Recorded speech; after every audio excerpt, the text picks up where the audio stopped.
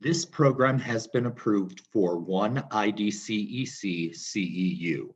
To receive credit for this program, please submit your full name, IDCEC number, program class code, and your summary essay to ceu@iida.org.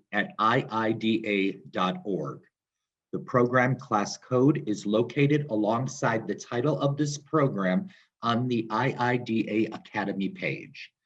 For a certificate of completion to use toward another certifying body, please submit the same information to ceu@iida.org. Thank you.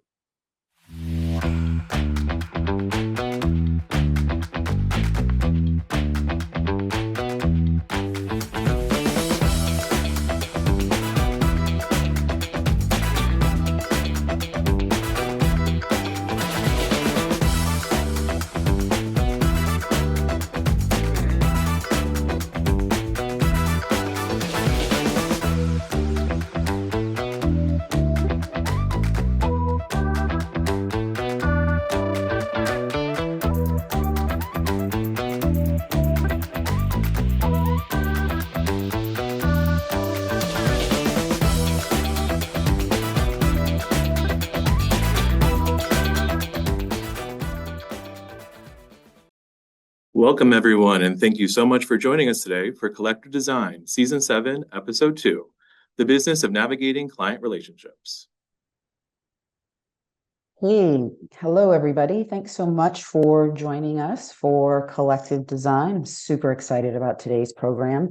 We are going to be talking about that most essential relationship between designers and clients and how we best navigate collaborating and communicating. And I am joined today by an incredible group of panelists. And let's, as I say your name, please turn on your audio and video. We've got Erin Nybo, who is Vice President and Health Client Leader with CannonDesign. Hey, Erin. Hi. And we have Claudia Saunders, who is an interior designer with Mahlum, Seattle. There's Claudia. Hey, Claudia, how are you? Hello, doing great. And last but certainly not least, my friend Neil Zuleta, who is the founder and principal of Neil Zuleta Design. How are you today? Well, hi everyone. Great. Let's jump in and get started. And kind of my first question for the three of you, I'd love for all of you to weigh in on this. Your own experience with clients. When you think about relationships, can you share one early lesson from your career that has really stuck with you? And actually, it doesn't have to be early in your career. It could have happened yesterday. But is there an early lesson that you often reference when you're thinking about your relationship with clients? Erin, can we get started with you? Yeah, sure. Love to. I think the thing that's probably supported me the most that I learned early on is clients are people too. I think we build this up in our head as business development and client relations, and really they are humans. They have human needs. They're not very dissimilar from your own human needs. If you think about them in that way, it serves you to maybe understand what may seem like a drastic behavior when in reality they've got their own things they're trying to deal with and work through. And if you can find some way to understand those in a way that also, supports who you are as an individual, then that becomes that little bit of synergy that allows you to work together a little bit nicer. Yeah, perfect. Claudia. I really loved that, Erin. Yeah. I think one of the early things that stuck with me was when one of my first jobs was in the world of public, and I have always worked in that public space. And a couple years into it, I got to go out and actually talk to some of the people that we were working with, not just being in the office and getting to sit across the table and be in that room. And the perspective that really stuck with me was hearing from the facilities voice. And that's just something that when you're in the office or in school, you just don't really hear about that. And it really cemented for me that somebody needs to take care of these projects once they leave our hands. And that responsibility was compounded when I remembered that we are listening to public public stewards. These are projects that won't get to be built very often, and there is both an explicit and an implicit responsibility as a designer to be a steward of those resources. That was the first part, and how that's evolved over time. I've continued to be in practices that support communities, is that it's not just about responsible stewardship of resources, but how that started to shift into considering the human health components of the work that we do. So just having that facilities voice on my shoulder has been such a grounding part of the perspective that I continue to carry. Yeah, I love that, Claudia, that remembering who those voices in the room around the table, who they are stewards for, and who's speaking up for those stakeholders. Okay, so Neil, we have hashtag clients are people too. We have the understanding the multiplicity of voices in the room. What's that lesson learned that you fall back on when thinking and talking about the client relationship? I can summarize it with one word, responsiveness. And one of the key things that I learned early on, and it was my boss at the time, he said, we need to respond within 24 hours. Because that not only starts building trust with the client, but also a better understanding of their needs and better understanding of who they are. And being able to respond promptly allows you to get ahead of issues or possible issues that could come later. So just being open and having an open communication with the client is critical. Yeah, yep, that open communication, that responsiveness, and you were leaning a little bit into it, sounds like also being a bit anticipatory. So Yes, even before you proactive. respond, even knowing a little bit ahead of time, which doesn't mean you have to be a mind reader, even though I think clients sometimes expect that, but that ability to be a bit anticipatory. Neil, let me stay with you for a second and ask you that while client skills can be taught, many relationships with clients come down to, just like any other relationship, down to chemistry. Have you ever worked with a client where the chemistry has been a little bit off? The dynamic just didn't click? And if so, how did you navigate that and continue to move the project forward? Erin said, clients are humans as we are, and they come in all different shapes and sizes. So yes, some are more easy to get along with, and some have less chemistry with. What I try to do is listen first of all, and something we just talked about was being proactive, trying to anticipate something that may go wrong, or an area where the client is sensitive about, and just be extra careful on those items or areas where the client has expressed sensitivity. In residential design, which that's what I'm doing more now, the chemistry is a key factor, because most likely if there's no chemistry at the beginning, you're not going to get hired. You're not going to win the job. It's on commercial contracts, it's different, but in residential, chemistry is key. And the thing is that we're always evaluated by the last thing that we did, and meaning that we're judged by that. And if the last thing that happened was negative, we're going to be judged by that. Whatever happened, that experience that was negative. So anticipating is key, because that way you can avoid having those negative situations with the client and move forward, because those are they're the decision makers as well, and you need to ultimately finish the project. Yeah. And I would think some just good old fashioned upfront being candid, and that candor, that if it does feel awkward, or not quite right, that you just got to put that on the table and maybe have that conversation sooner rather than later so that it doesn't fester and get worse. Completely, yes. Yeah. Hey, Erin, let me ask you, right, a lot of how we deal with people and clients and client relationships, a lot of that comes with time that, becomes a part of that on-the-job training for designers. And there may not necessarily be a course in design school called How to Deal with a Client. So how are young designers learning, or how can young designers learn how to manage client relationships, since that isn't something that's typically taught in design school?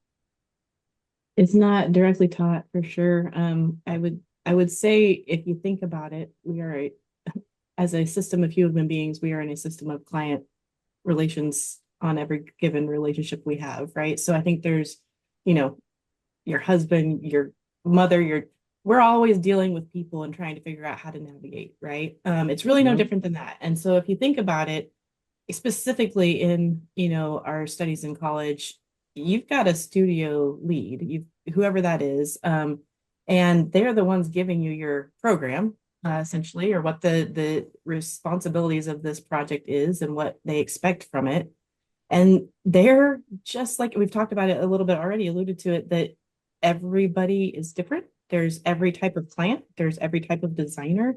And we all have to learn how to work together. And you can use your studio director, put it in your head, pretend that they're your client. Say, like, I've got to figure out how to navigate them. It doesn't change that you need to do the best design for you, right? Because I think there's sometimes a push and pull there, but that's also what you're going to deal with in the real world when you get to a project, right? You've got to figure out how to navigate each desires and each personality to come out with something that makes everybody happy, which is a difficult thing to do. But we all love doing it, which is why we're here. So, and honing that skill, that acumen around listening, right? And it's just not listening to what's overt. It's also a little bit of reading between the lines, right? There's context and subtext, and good designers are coherent in both.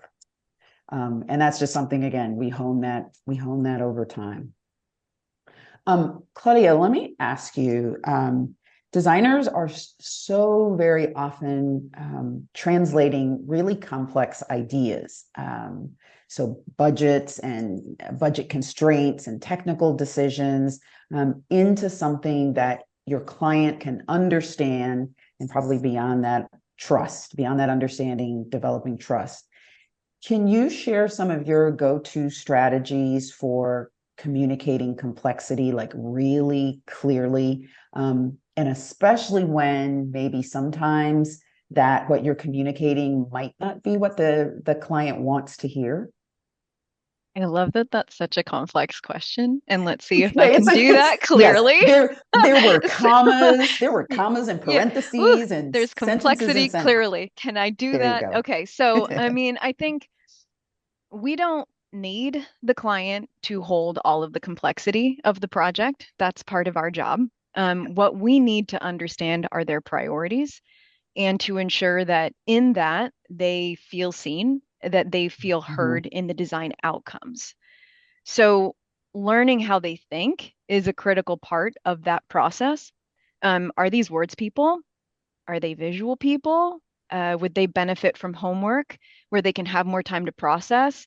Or are they really they trust their gut and they go in the moment? Do they need something that's really polished?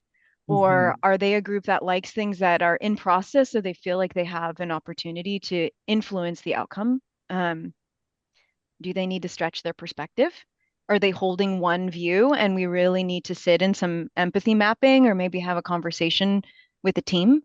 So all of these are tools that we use. In essence, they're different kinds of engagement activities that are gamifying the questions that we need the clients to wrestle with the tensions of the challenges and asking them to really understand the trade-offs in difficult decisions. That is getting them to really embody their priorities.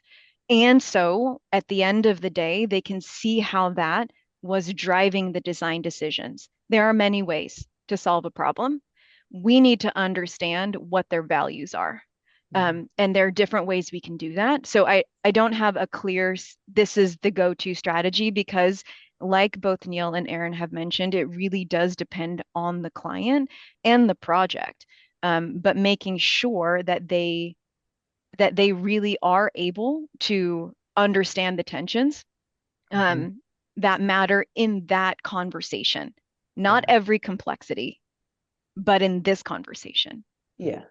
And I love that approach to what their priorities and values are. How do you better hone your skills? Because you are a diagnostician, and you are pulling information and reaction from your clients. How do you better hone your people skills? Me personally? You personally. I think, well, there's experience and exposure is a big part of it. So Erin, touched on that a little bit. We're all people, and to that effect, the more you can learn about how people operate is really helpful. So whether it's, psychology, I listen to a lot of science and podcasts. I just like to know how brains work and how people work. Our job is understanding people. So that's part of it. I think trying on different ways of experiments within your own office, within your own group, like kind of practicing that in the safe space of your firm and your teams allows you to say, are we even asking the right questions?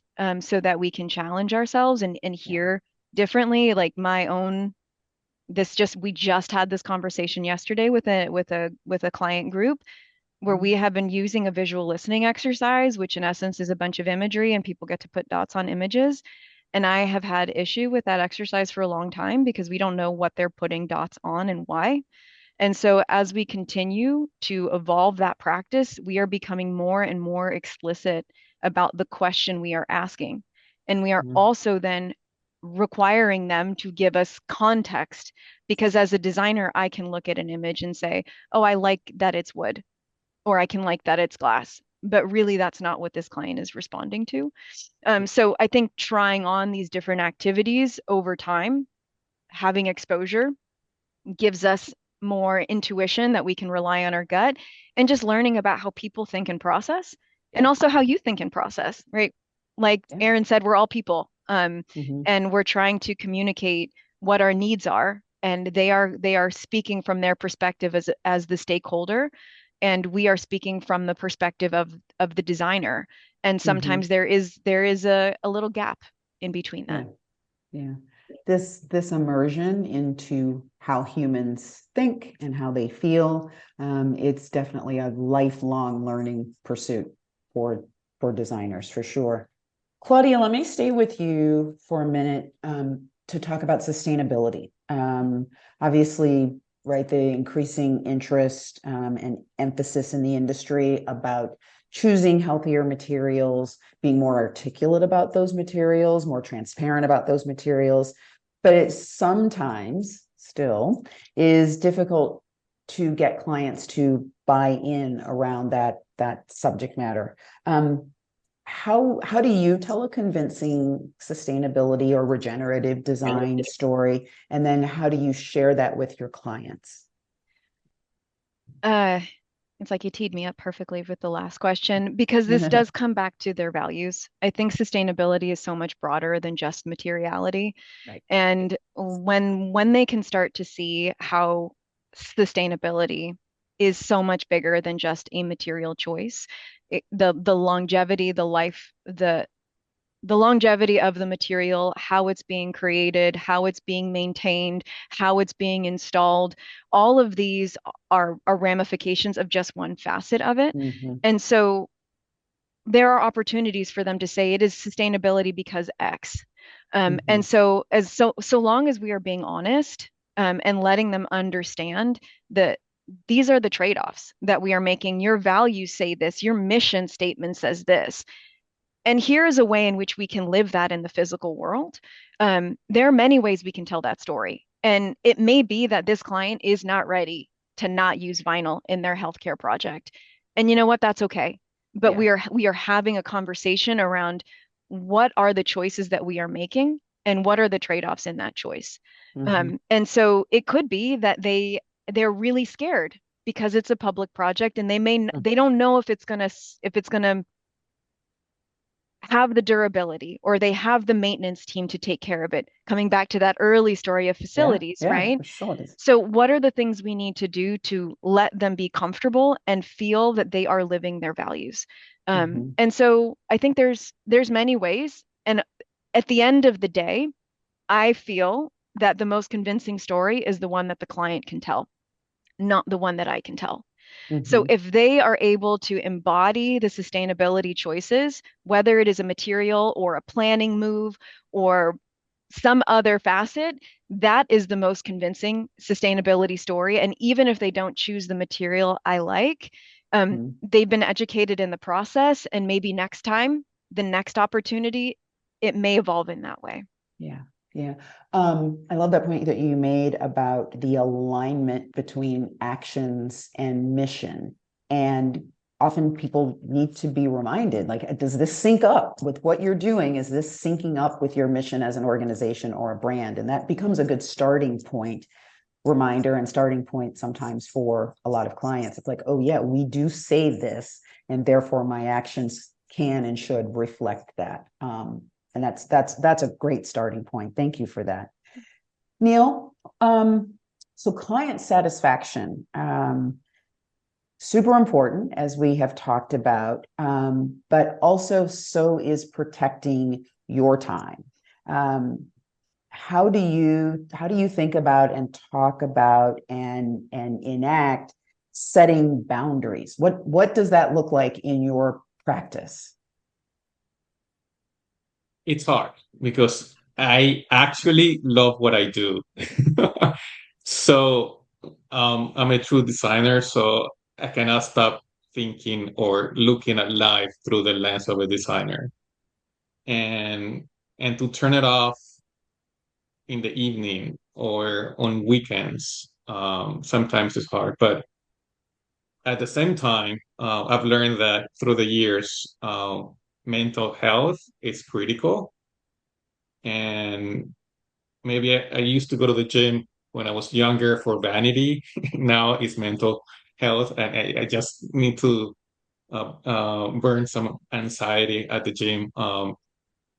And what that is giving me is a break from issues, a break from communication, and putting down the phone and just have a moment for myself.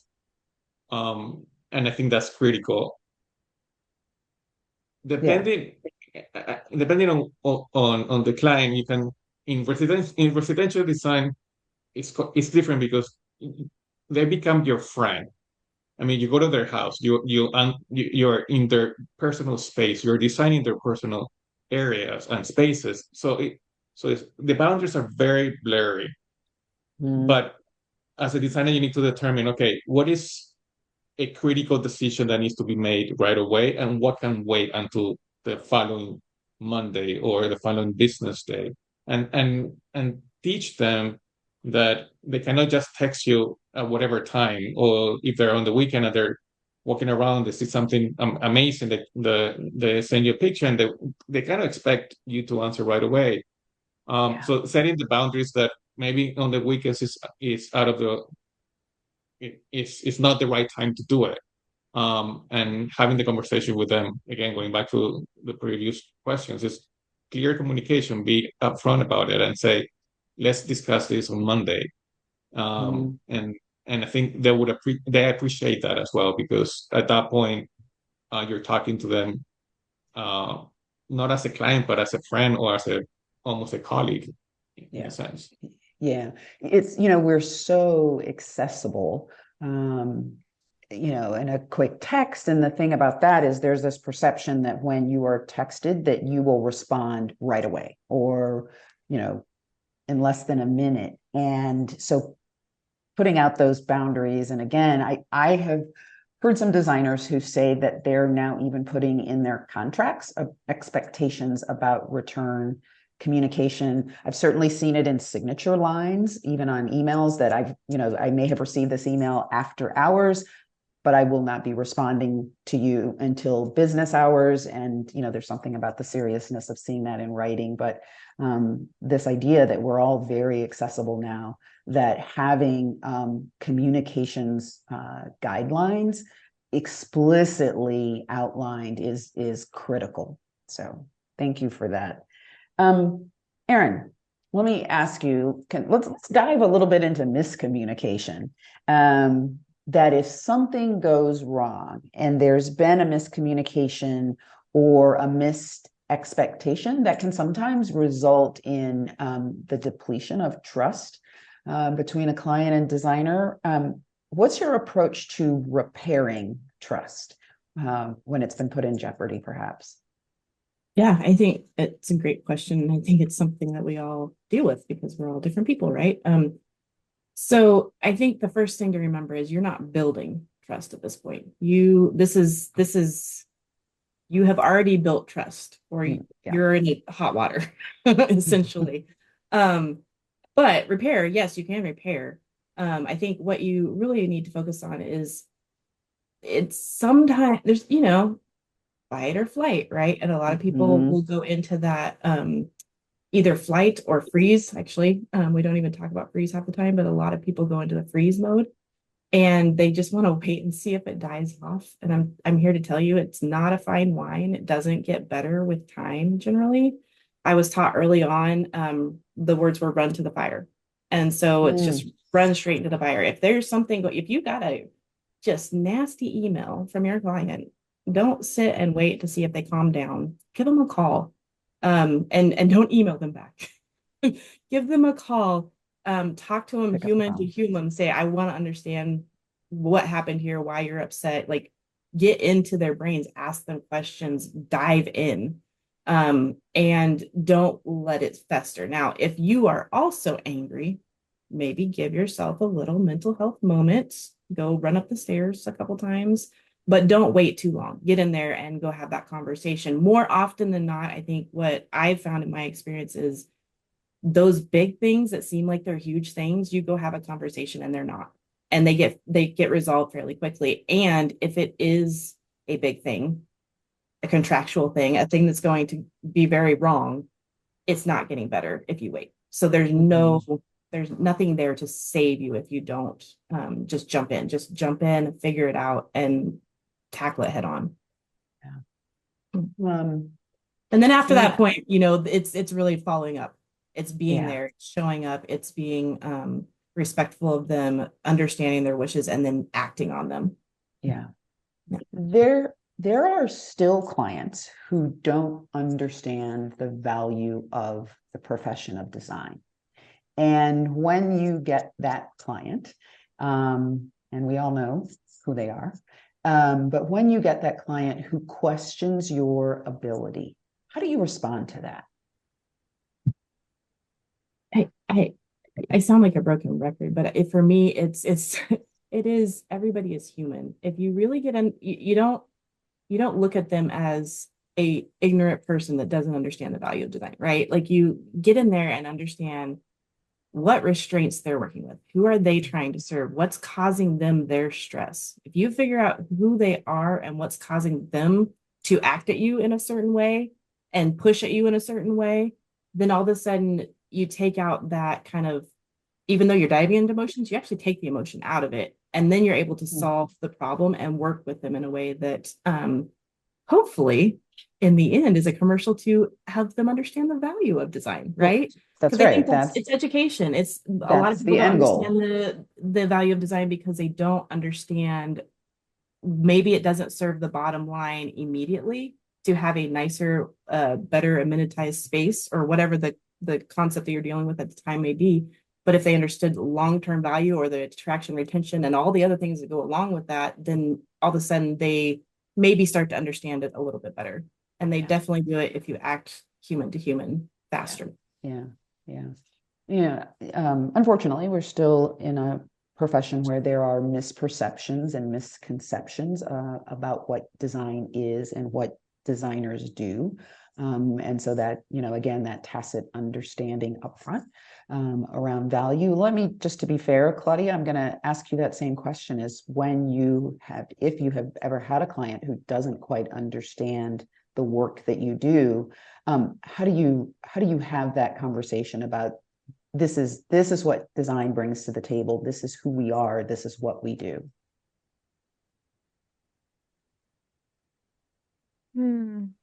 Maybe I just like to be Pollyanna-ish, but I like to believe that by the time we win a job, Yeah. and we are working with a client, they already understand the value of the work that we are doing. Sure, would be nice to have better contracts and more time. Absolutely. Like there's always parts to that. I've had the distinct privilege of almost always, I think maybe for a very short period of time, I did not, but have always worked in an integrated practice, which means I have had the opportunity of being a part from the very beginning, which is programming, early planning. So there is no question of the value that we are doing, because they see that we are wrestling with what is the problem that they are trying to solve, and how can the building help them solve some of the problem. Not all of it. We are not operations, and in education, we are not curriculum. But it is really important, and they understand how the building gets in the way. And I think having conversations that say, how is your space stopping you from doing what you need to do, starts to turn them towards the ways in which the building and the design of that building is either a partner or not. And we are here to make the building a partner. So I feel very lucky that because of the kind of work that we do and the process that we have to go through to get hired to do the work, says to them that there's value in this. They wouldn't be putting out, solicitations otherwise. So it's the story I tell myself anyway. it's a good one. And Neil, what about you? About talking to your clients about the value of what you bring to the table, and 1000% agree with Claudia that at the point they are retained as a client, there should be some understanding of what design brings to the table. Doesn't always happen, but how do you handle that? And is it slightly different for you? You've done work in the commercial sector, and I know the relationship is and can be different in residential. I'm going to answer from the residential point of view or lens, and it is hard when maybe you're working with your first client, that you're the first designer they work with. That's what I'm trying to say. Because they don't really understand what you bring to the table, and helping them understand, I mean, from the proposal, I mean, are we doing a markup? Are we doing hourly? Our fees? And that whole conversation has to be done up front, clearly setting expectations, and then helping them understand the value of what you bring to the table. Not only just pretty imagery. It's not about the imagery. It's about the whole the whole service that you're doing. I mean, you basically providing a service from designing to executing to installation to punch list. And in every phase of the project, there are going to be ups and downs. And for them to understand each of those phases is critical. One of the things that it's in my mind, it's kind of funny, is that I had a client that he thought when installation happens, that's it. And they get to enjoy the space. And they didn't think about punch list. And punch list, I feel, is one of the it can be, it's something that people don't enjoy. It's a little, there are too many little issues here and there. And the GC doesn't want to address it. It takes forever. It's one of those things that you need to prepare, be proactive about it, inform the client, hey, you're going to have punch lists, and these are things that are going to be taken care of once you move into the space. And even so, when you move into the space, the punch list is a live document that it might grow, it might, as you experience the space, you may start adding new things as well. So again, going back to the clear communication and having, being proactive and anticipating those things now that you know your client for a little bit. Yeah. Just walking through the whole sequence of phases of the sequence process.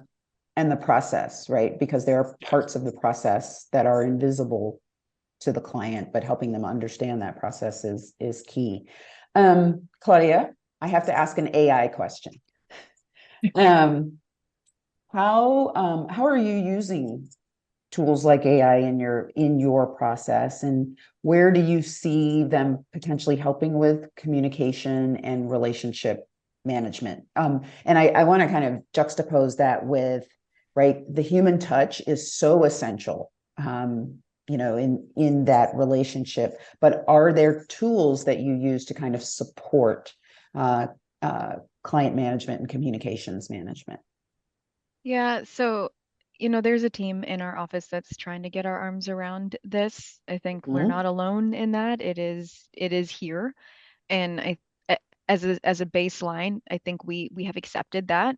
Within our organization, we have a spectrum of perspectives around whether or not this is something that we are embracing or we are afraid of, But I think the stance that I'm holding and that the firm is holding right now is that it's here, and that we must be active and intentional users of this technology. That it can do some things to supplement and support the work that we are doing. And so let's take those steps, whether it is in data processing. I mean, we are doing more and more trying to measure and quantify the work that we are doing. So how can it help us with that? It's helping us with we do these fun engagement activities and things with our community. How can it help us quantify some of that in a measurable way? So it's not just our instinct of what we thought we heard. It's taking some notes for us. We have transcripts. I go into focus group conversations and ask, can I record this conversation? And then I have the actual file, and I'm able to quantify the words and see, was I just hearing my bias, or was that really what was repeated and said? So there's a kind of accountability tool with that. But of course, with all things, you have to verify it. And that is where that human touch is really, really important.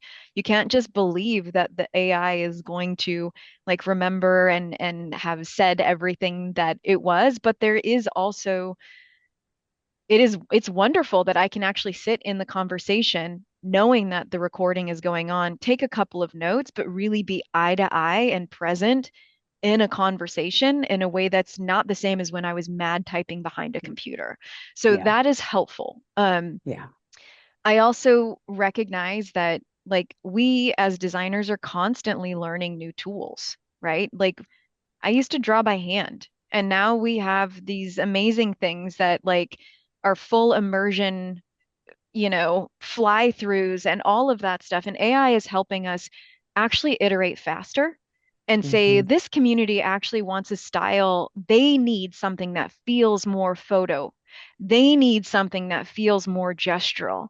And maybe we didn't have the person on hand that had all of the Photoshop and the different layering skills and somebody doing it by hand to be able to say, this is what I'm trying to do and push through that quicker. The tools of the trade are changing. They will always change. And so this is one of those. How can it help us do our work and still show up for the people part of it? Because that's really the skill set that I would like to believe the machines will never take, right? I am with you on that one. That allowing you, and you said it, you beautifully said it, when allowing AI to take on some of those more administrative tools. The way that you said it was beautiful, because you said that it allowed you to make more eye contact and to be more human and to be more present instead of absorbed in the administrative tasks. That's fantastically said. And I think that's the conversation, is we look for those areas that amplify our humanity and not detract from it. Erin, for designers who are looking to strengthen their client relationships, kind of something immediate, something that we can all take away from this conversation. So if we're looking to amplify our client relationships right now, what's one shift? What's one thing, large or small, that can have some immediate impact? Yeah, I think we alluded to it earlier, but I think it's worth hitting again. Learn how the brain works. Whether it's, a DISC assessment is great, especially not just taking it, but then diving into who you connect with. And I've also had presenters for DISC that explain who you naturally would gravitate for and how to, in a conversation, see who that person might be, and then how you can adjust your conversation based on that. So I think there's some tools out there like that you can use that a lot of people are already using. I think also just not that everyone should run out and have babies, but I would say that I grew exponentially in my ability to work with and manage client relationships and teams once I had children, because it turns out we don't change that much from when we're toddlers. We just learn how to hide it a little bit better as we get older. And funny enough, I was on a panel locally here for the Mid-America chapter of IIDA recently about client relationships, and I was not the only person on the panel to say this. So if there's a book that you want to read just to start to understand, like when someone's in a stress state, they're going to be in their reptilian brain, which means they're not going to be processing and forward thinking and able to critically think about what next steps will be.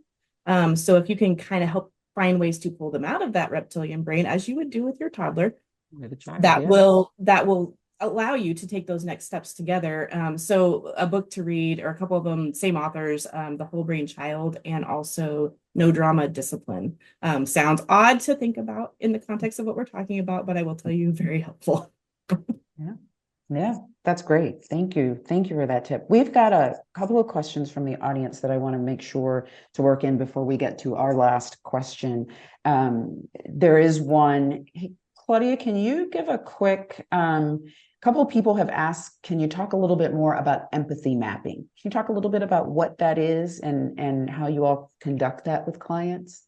Yeah, so there's a couple different flavors of this, is how it's facilitated. But at the end of the day, what we are trying to do is encourage people to put on a perspective that is different than their own. And so there can be as simple as, directing a persona, saying this is the persona that we want you to think about, and we kind of give a description and imagine what their day is like as they move through a building or have a certain kind of experience or reflect on an image.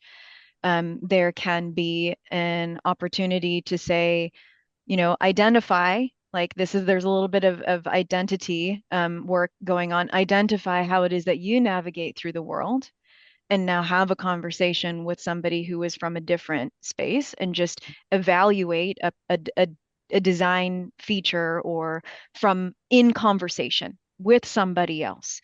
I think we sometimes will put on activities where we ask them to finish somebody else's work, right? Like this is a different perspective. Now it's almost like debate when we were in high school. Like you're not just defending your own idea, you're actually supporting somebody else's idea. Yeah. So these are all just different ways to, the beauty of design is there's so many ways to solve a problem. But we can feel really like we have to advocate for our perspective or for the stakeholder that we are speaking to. And so we do a lot of group work. Our engagement processes have changed, that we are inviting, say, in the school environment, in the education environment, we have students and parents and board members and teachers sitting at the same table. And now it's not just about your perspective or assuming what somebody else's perspective is like. It's actually giving that opportunity to have either meaningful conversation or to say, hey, is this what it's like as a student? Is this what it's like as a parent? So I hope that helps answer the questions, but there's so many ways just to get people out of their own worldview and to try somebody else's on for a little while. Super powerful. Thank you for that. We have a Pinterest question, and I want to ask this. It's taken from the standpoint, The person in the audience is a residential designer. And the question is, I'm wondering how to keep clients from constantly changing their minds or getting them out and away from Pinterest. So obviously Pinterest influencing, some decisions that the client wants to make. I think it's not just happening in residential. I think clients across all of the disciplines will use other sources to generate ideas and come to you with, what about this? Obviously, it is something that clients are using AI for, and they'll get 1,000 iterations of what a library could look like, or what an advertising agency, a studio in an agency could look like. How do you have that conversation when they're bringing, something that is really appealing to them from Pinterest or other sources? The way I would answer that is that you need to understand what is it from the image that they like. You need to break down the image, and respect their point of view, and take that information and turn it around and use it to influence the design approach or design solution that you or me as a designer would bring back to the client, and they say, hey, you show me this room with multiple windows and this seating arrangement. What about if we do it this way, or the layout we change it and make it this way, because it would improve either the circulation, the lighting, the experience, whatnot. But I don't think we can't negate or be negative about the image brought from Pinterest, or because they're bringing it because they're putting effort into what they think is important to them, and you need to respect that and listen to what they want and understand where they're coming from. Yeah. Claudia or Erin, any thoughts? I mean, I've had a potential client come before we were even engaged with full AI renderings of their space. And they were beautiful. And I think their entire budget was like $50,000, and they were showing us just a piece of the wall for one of these spaces that they created was probably more than $50,000 just first glance. So I think that is something, though, that I think we can leverage to our advantage in that whole how do you get the value of design understood? Because when they bring these in, you can say oh, these are amazing. I love these for you. Let's, we can work with you to figure out how we can get the essence of this pulled out and what you really truly value in these images pulled out on the budget that you can actually afford. And I think that's where that starts to let them understand, yeah, you can go get pretty images done, but it may not be your schedule or budget. And so we are here to help you navigate that process. Yeah. And those images are no substitution for your work. By presenting you with those images, they're not saving you time or effort, or they're not saving themselves money by doing that. And I know that there sometimes can be that mistaken thought that a client thinks that they're saving you a tremendous amount of time by presenting you with these images. Claudia, did you want to weigh in on that at all? Yeah, I mean, I think this kind of comes back to the earlier question that you posed to me about the complexity challenge. And this is one where, yes, absolutely, we want them to feel seen and heard, and we want to understand what it is about that image that is important to them. However, it is our job to help them understand that there is a functional building that must be designed. And there are things that they do not understand. It is not their job to understand. That is why we are there in the room. So depending on the scope and the scale of that project, whether there's structural components that are things that are outside of our scope of practice, where we have a team of people that help get to a solution. So what is it about the imagery that is speaking to you? Yes, 100% valuable tool. Now let us take that information and start to infuse it with the other project parameters that matter. And we're going to come back and have a conversation around the priorities, the values, and budget, so that we can actually build you something.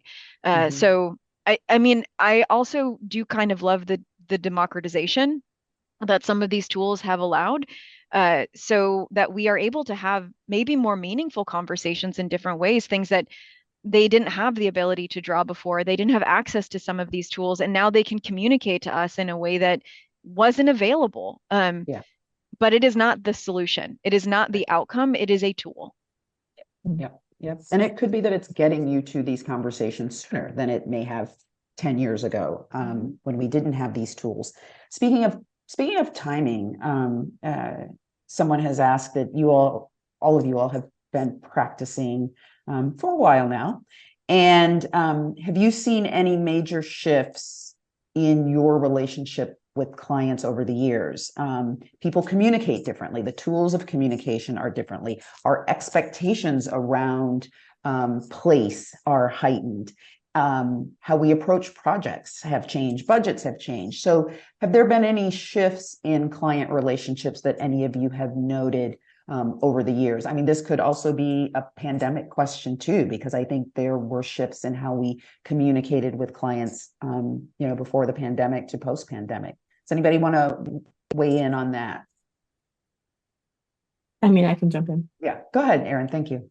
I think it's coupled with all of these technology things a little bit. Sure. We have been trained for immediateness, and I think that shows up in the proposal process. I mean, we're seeing, here's your RFP. Now get this back to me in a week. And by the way, 2 days later, we're going to announce that you've been shortlisted to interview, and in 2 days we want you to interview. Right. And that's something that maybe 5 to 10 years ago was not much better, but better. So I do think that there's like this, people are starting to expect quicker turnarounds. And I do think that very recently, we've started to be able to accommodate them better because of the AI conversation, because we can use those tools to more quickly do outputs that allow us to be in those conversations as fast as the client would like us to be. Yeah. Yeah. That's great. Neil or Claudia, any changes that you've seen with client relationships over the last few years? If not, that's okay. I can move us to our last question. AI, jump in, Neil. Yeah. The AI angle, it makes me smile. I was going to say laugh, but not. Smile is that when create the image creation. I mean, people are getting quite educated on how to use AI and test their own ideas and bring them to the table. So I mean, it's a little bit of the Pinterest question, but it's further along now with the AI, and it's interesting because they can do comparisons, they can do test runs and create. I think it's helping them understand better what they want, and then at the same time, for me, it's giving me tools and information that I can use as I develop the design for them, more personalized, something that it speaks to them, because they're giving me information that is fitting me, and in return, I'm able to convey distill it in a better design solution. Yeah. Definitely is helping with expediency. Last question for the three of you all. What are you seeing in your work that's making you feel really optimistic about the future of client relationships, knowing that the relationships are ever evolving, the human connection is ever evolving. So where are you seeing some and finding optimism around relationships? And I'm looking right at you, Claudia, to start us off. I think it kind of comes out of where we just left that last question, is that our expertise is actually being enriched through collaboration. And we are no longer the days of like designers that just simply know or push like what we like from a narrow lens of our own perspective, and that in that engagement has changed. So we are now expected to listen and hear far more voices and perspectives. We are learning from and with each other, and them with us. There's reciprocity and there is dual accountability in this approach. And Mhm. that is asking us to be far more flexible and intentional in our thinking, in our problem solving, in our question asking. And it feels like we are more like partners and less like directors. And for me, from my lens, that's really encouraging, because we get to make projects and sculpt spaces that are genuinely responding to communities instead of asking communities to fit into some design. And that is incredibly exciting to me. Yeah. Yeah. And resilient. That just contributes to the overall resiliency of space when it is that responsive. Thank you for that. Neil, where are you seeing and feeling optimism around client relationships? Since COVID, human connections are more important than ever, and people realize that. And I feel that anything that allows us to have a better human connection with our client, it's something that we're all striving for. Yeah. And I feel that the trade shows, Mm. it's one of those areas where multiple people in our industry come together, and I feel that I do feel that there's going to be more renaissance of the trade shows as way to be able to bring new ideas to the table and be able to have conversations with your colleagues and potential clients as well. And I do feel that is something that where it was lost a little bit, but I think it's coming back. Yeah. Yeah. And that's such an incredible source of community for our industry as well. So thank you for that, Neil. And Erin, to wrap, where are you seeing sources of optimism around client relationship and human connection? Yeah, I've taken this question a little different respect, and I kind of need to take it personal because it's where I'm at and it's what it's feeling like. Yeah. I think for me, the hope I see is the experience I felt and the fact that some of my major clients over the last several years, I consider them my friends now. Whether we're working together or not, I know I can text them if I need something, and they know they can text me if they need something. And I think that gives, I don't want to work in a world where things are commodity driven. I don't want to live in that life, right? And so if I've got people that see the value of design, see the value of relationships, see the value of understanding each other, and that becomes a lifelong thing, I think that's more beneficial than any of the other stuff that I'm working on, to be honest. So yeah, that's where my hope is that, when you can come out of something with something real that lasts a long time, that means something to me. Yeah. Yeah. Well, the essence of our industry is the human condition, and human beings thrive on connection, and it's deeply felt, and design is deeply felt, and it's not only visual, it's felt with the heart and the soul, and also intellectually. So thank you so much to Neil, to Erin, to Claudia for joining us on Collective Design. And thanks so much to you, the audience, for joining us. Thank you for those great questions. We'll have this broadcast archived, so if you need to go back to it and take a look and a listen, please do so. So on behalf of IIDA, thanks. We'll be putting up the CEU information and also to our partner Design for this, but we'll be putting up the QR code for CEUs in just a bit. But have a great rest of your day, everyone. Thanks for joining us. See you soon.